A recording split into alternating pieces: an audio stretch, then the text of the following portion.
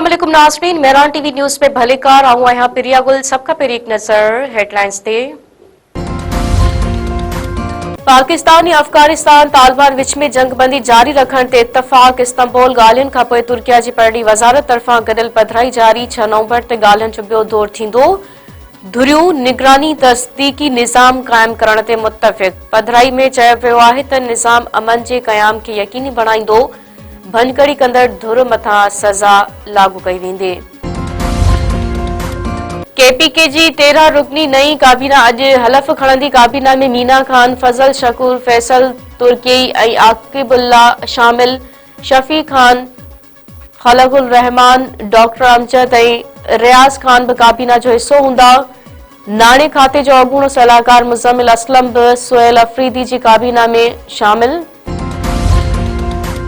People's party Azad Kashmir में हुकूमत ठाहिण लाइ सरगर्म। अॼु अहम इजलास सॾाए वरितो। चौधरी अनवारुल हक ख़िलाफ़ बेतमादी रिथ सुभाणे पेश करण जो इम्कान। पीपुल्स पार्टी नवाज़ लीग में बेतमादी रिथ जे हवाले सां फार्मूलो तइ थी वियो। सदर आसिफ अली ज़रदारी सां वज़ीर आज़म शहबाज शरीफ जे हवाले सदर में मुलाक़ात।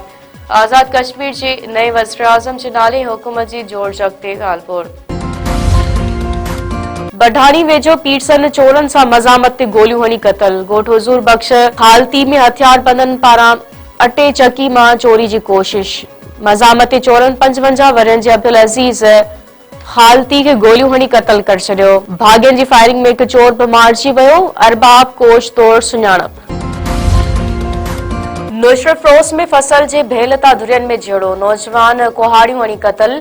बेनज़ीर कॉलोनी में सोलंगी बिरादरी जे ॿिनि धुरियनि में झेड़ो। डंडनि ऐं कुहाड़ियुनि जो आज़ादाणो इस्तेमाल। कुहाड़ियूं लॻण करे मज़हर अली सोलंगी मारिजी वियो। गुलाम अब्बास, ज़मीर ऐं जमील सोलंगी ज़ख़्मी।